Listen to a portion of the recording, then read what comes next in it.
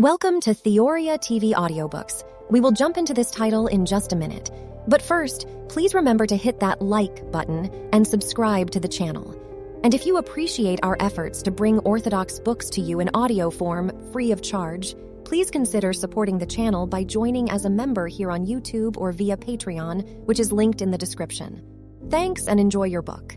On Gender and the Soul, an exploration of sex/gender and its relation to the soul according to the Church Fathers, by Benjamin Cabe, published by Theoria TV. Chapter 3. Apelles the Heretic. The overt placement of sexual differentiation within the soul sees its first discernible historical appearance in the writings of a second-century disciple of Marcion named Apelles, who was given the epithet the Heretic by Tertullian in order to distinguish him from Apelles, the famous Greek painter. Marcion and Apelles parted ways when the latter forsook the continence of the former by resorting to the company of a woman, after which he withdrew to Alexandria. Years later he returned with another woman, the maiden Philumene, a prophetess who related her revelations to him. Under her influence, Apelles gradually developed his own version of Gnosticism as a sect distinct from its contemporary iterations, becoming the inventor of another heresy greater than that one which he took up from his teacher. Before diving into the teachings of Apelles the Heretic, it is important to distinguish him from the three different men with the name Apelles, who are all referenced to varying degrees in the writings of the Church Fathers. Apelles the painter, a famous Greek artist who lived in the 4th century BC. This Apelles was mentioned by Tertullian in Treatise on the Soul, Clement of Alexandria in Exhortation to the Heathen and the Instructor, and Origen in Against Celsus. Considering that Apelles the painter lived in the 4th century BC and that he is clearly referenced in other sources, most explicitly in Pliny the Younger's Natural History, it does not take much effort to recognize that he is not the same person as Apelles the Heretic. Saint Apelles the Approved in Christ. Mentioned by St. Paul in Romans 16:10, this Apelles is numbered 28th among the 70 disciples and named Bishop of Smyrna by Pseudo-Hippolytus. St. Nikolai of Zika also numbers him among the 70, but calls him the Bishop of Heraclea in Trachis. In his Panarion, St. Epiphanius of Salamis remarks that Apelles the Heretic, the founder of the Appellians, is not the saint who is commended by the Holy Apostle, but another person. Apelles the Smith. We know comparatively little about this Apelles, as he is mentioned by Sozomen alone. However, because Sozomen calls him one of the holy men of Egypt who worked as a smith and performed numerous miracles in the Egyptian monasteries near the city of Achoris, it is important to distinguish between him and Apelles the Heretic. Unfortunately, some have already made the error of conflating the two, even though no such connection can be justified. To prove this point, we should note that Sozomen's Ecclesiastical History, which covers events from AD 324 to around 440, is a continuation of Eusebius's Ecclesiastical History, which covers events up to 324 AD. In Eusebius's account, Apelles the Heretic makes an appearance as an old man who has already fallen prey to the prophetess Philumene, whereas in Sozomen's account, the holy man Apelles is said to have been tempted to lechery by the evil one, but resisted. Furthermore, Apelles the Heretic is mentioned by early writers such as Origen, attesting to the 2nd century dating. Considering that Sozomen places the holy men of Egypt, among whom Apelles the Smith is mentioned, in the 4th century during the conflict between St. Gregory the Theologian and Apollinaris, we might reasonably surmise that Eusebius and Sozomen are not speaking about the same Apelles. Sources of information. About Apelles the Heretic, Apelles the Heretic seems to have written many things, including polemics against the Mosaic law, the revelations of his prophetess mistress, and his syllogisms, only of which fragments remain. 16. His teachings are primarily preserved in references made by Tertullian, St. Hippolytus, Origen, and St. Epiphanius of Salamis. St. Cyprian of Carthage notes that Apelles and Philumene were associates, as does St. Jerome, who lists him along with Marcion, Valentinus, and Manes. Rufinus calls him the successor of Marcion, and Origen calls him the celebrated disciple of Marcion, who became the founder of a certain sect. St. Ambrose mentions him as one building strawman against the Old Testament. Rodin, or Rhodo, wrote against Apelles, calling him an old man who prides himself on his strict life, while claiming the Old Testament was the work of a false spirit. Eusebius of Caesarea quotes Rodin in his ecclesiastical history, as does St. Jerome in Lives of Illustrious Men. 22.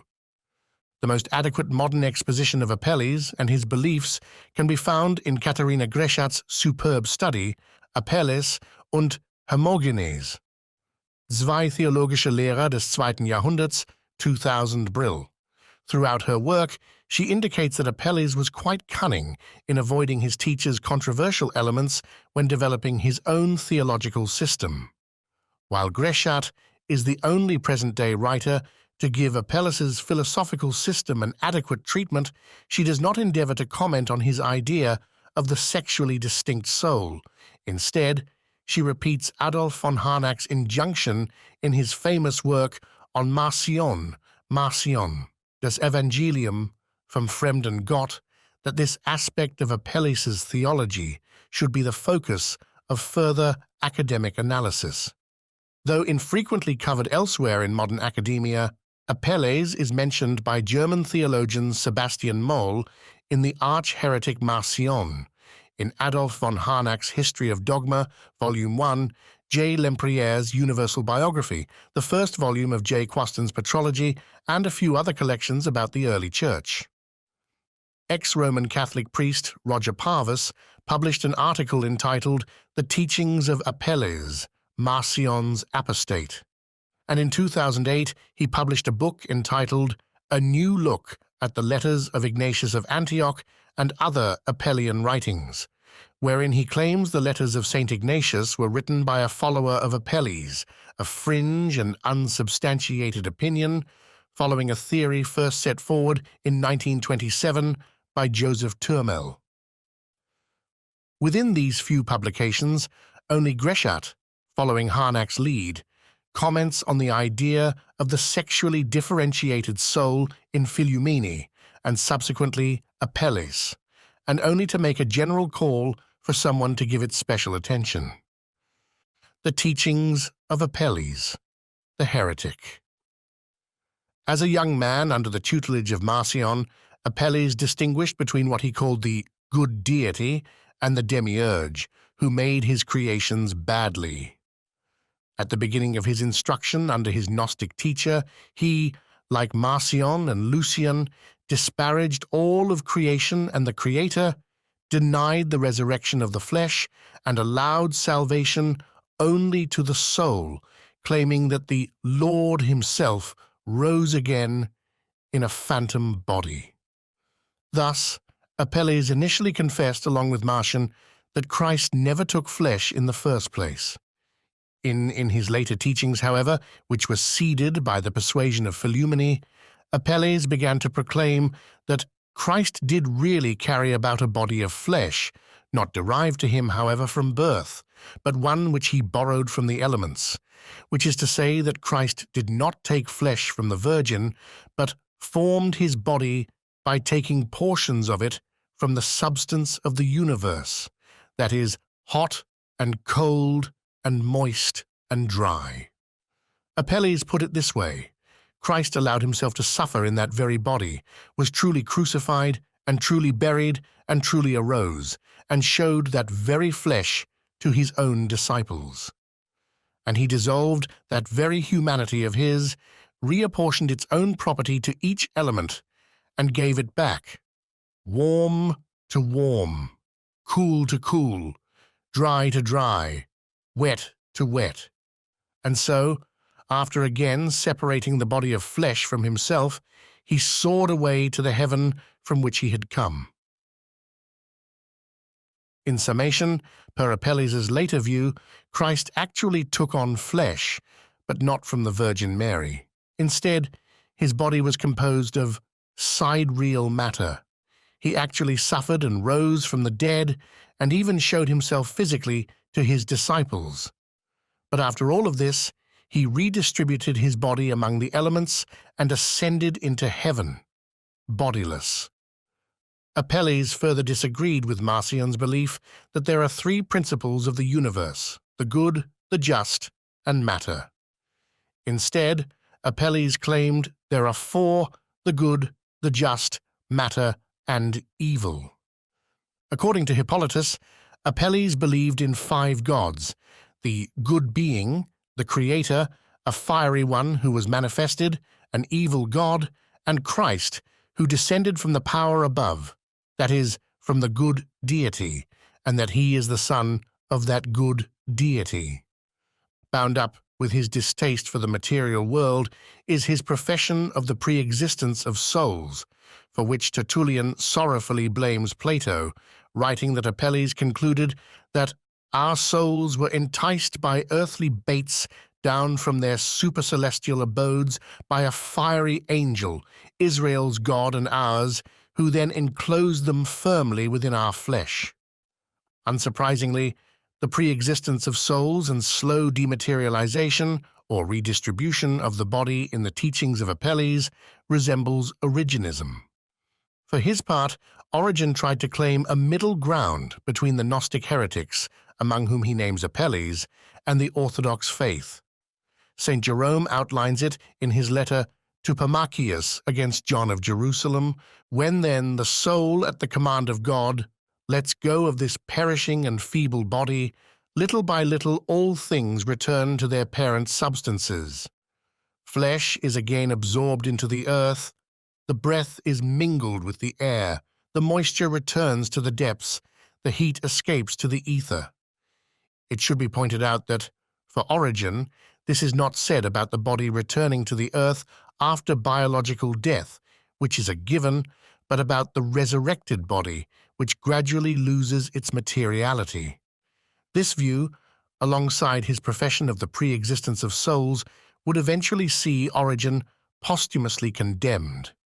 The editor of the Rudder comments, "Origen unwillingly and unwittingly sowed the seed of heresy in the Church. He accepted the theory of pre-existence of souls and the assumption that the body is the soul's prison house from which the soul must finally be relieved, denying subsequently the resurrection of the dead, the reunion of members, and sex, by which men are distinguished from women." While Apelles took a similar view of the material body, he disagreed with Origen on the matter of sexual differentiation in the eschaton. Having located the sexual differentiation within the pre-existent soul itself, Apelles naturally confessed the sexual differentiation of souls outside the dense material body. He believed that when these pre-existent souls were embodied, they imprinted their sex upon the body like a seal upon wax. In the words of Tertullian, Apelles gives the priority over their bodies to the souls of men and women, as he had been taught by Philomena, and in consequence makes the flesh, as the later, receive its sex from the soul. In this way, the idea of the gendered or sex soul was born in the 2nd century with the claims of Apelles. Thank you for listening to this Theoria TV production of On Gender and the Soul. You can purchase a physical copy of the book, which includes detailed citations and key quotes in the original Greek and Latin, by searching On Gender and the Soul on Amazon.com. If you appreciate our work to provide professional quality Orthodox audiobooks free of charge, please consider supporting our work by joining as a member on patreon.com/TheoriaTV or by becoming a member on YouTube.